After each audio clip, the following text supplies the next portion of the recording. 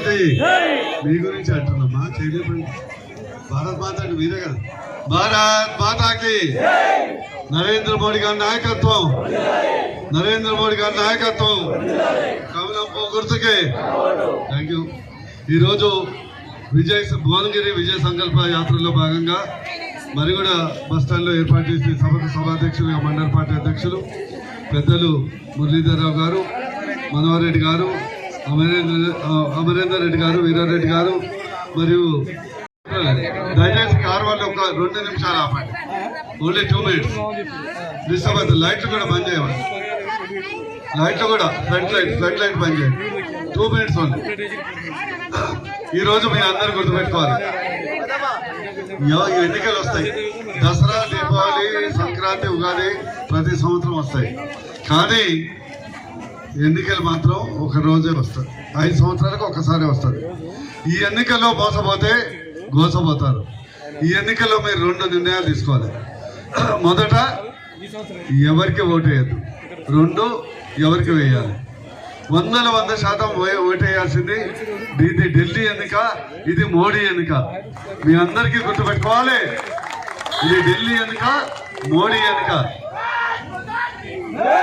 ఇంకోటి గుర్తుపెట్టుకోవాలి, ఈరోజు మోడీ బియ్యం వస్తుంది, మోడీ పైసలు వస్తున్నాయి, మోడీ టీకా వచ్చింది, మోడీ బల్బ్ వచ్చింది, మోడీ ఎల్ఈడి బల్బ్ వచ్చింది, మోడీ గ్యాస్ స్టవ్ వచ్చింది, మోడీ బ్యాంక్ అకౌంట్ వచ్చింది, మోడీ సబ్సిడీ వచ్చింది, మోడీ రైతుల ధాన్యం అకౌంట్ వచ్చింది, మోడీ ఎంఎస్పీ వచ్చింది, మోడీ సీసీ రోడ్ వచ్చింది, మోడీ జాతీయ రహదారి వచ్చింది, మోడీ వందే మాత్రం వచ్చింది.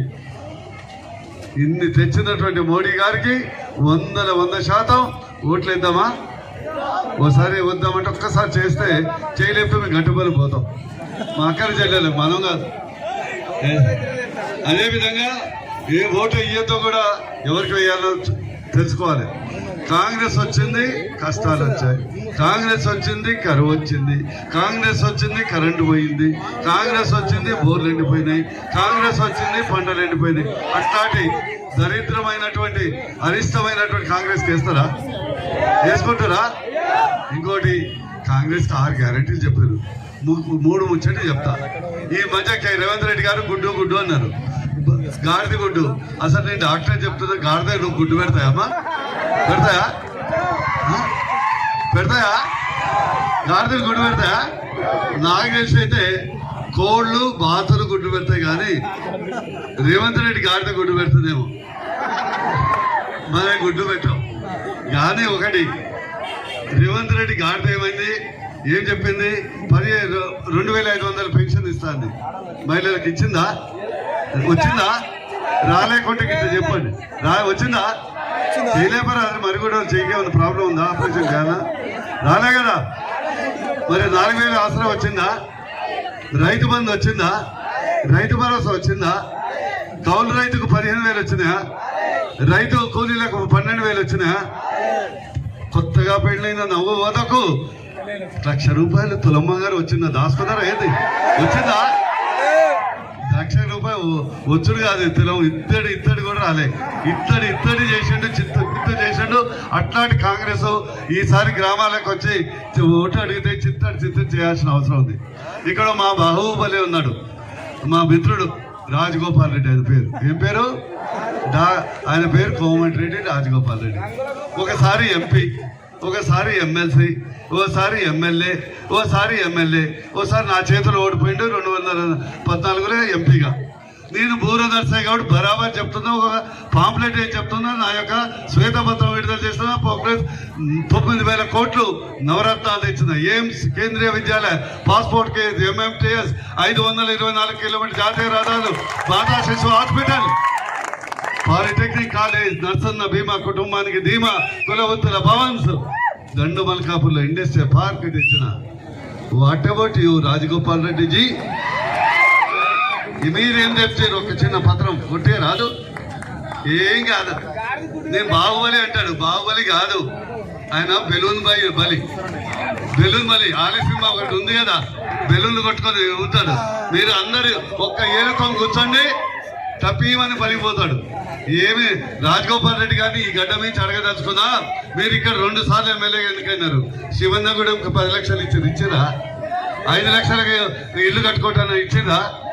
ఈ యొక్క సొంత ఊర్లో ఉన్నటువంటి బ్రాహ్మణ వెల్మ 2007లో 10% కమిషన్ తీసుకున్నాం, కానీ ప్రాజెక్ట్ ఇప్పటివరకు కంప్లీట్ అయిందా? కాలే. కానీ నేను అది చేస్తా, నేను ఇది చేస్తా. 6 నెలలకు పీర్ల పండుగ వచ్చినట్టు వస్తారు. ఎవరో చనిపోతే పీర్ల పండుగ ఊతుందా డుమ్ డుమ్, కానీ ఎవరో చచ్చిపోతే వస్తాడు, 1 లక్ష రూపాయలు చెక్ ఇస్తాడు, 200 రూపాయలు 2000 రూపాయలు చేత పెడతాడు, 20,000 ఆ చెక్ 6 నెలలకు. ఆ చెప్పులు, కొత్త చెప్పులు 3 జతలు అయ్యే వరకు ఆ చెక్ పాస్ కాదు. మళ్ళా 6 నెలలకు వస్తారు. ఇది రాజకీయం. బట్ బూర నరసయ్య గౌడ్ ఒక విద్యార్థికి మెడికల్ స్టూడెంట్కి 20,000 ఇచ్చి 20 లక్షల ప్రచారం చేసుకోండు. బూర నరసయ్య గౌడ్ ఎయిమ్స్ తెచ్చి ఏ సంవత్సరానికి 150 మందికి ఉచితంగా విద్య ఇప్పిస్తున్న ఘనత బూర నరసయ్య గౌడ్. కానీ రాజగోపాల్ రెడ్డి ఒకటి తెచ్చిండు. మీ అన్నట్టు అడగండి. ఆయన అఫిడవిట్ లో 2009లో మీరందరూ చెప్పండి, 2009లో రాజగోపాల్ రెడ్డి అఫిడవిట్ ఆయన ఆస్తులు 19 కోట్లు.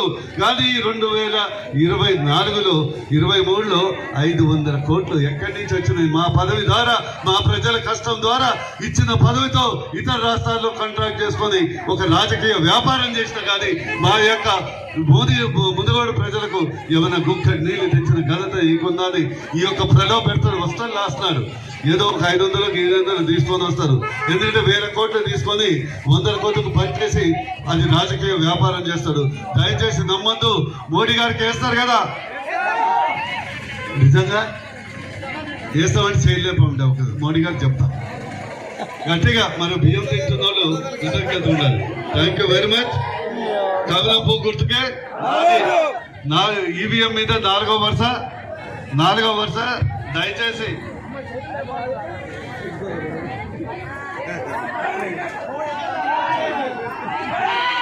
4వ నెంబరు ఇది పట్టుకో. 4వ నెంబర్ అంటే ఏం తెలుసామా? ధర్మం 4 పాదాల మీద నడుస్తుంది. అట్లనే బూర నరసయ్య గౌడ్ 4 పాదాల మీద నడుస్తాడు, ధర్మం వెంట ఉంటాడు. నెంబర్ గుర్తుపెట్టుకొని మీరు ఓటు వేయాలని.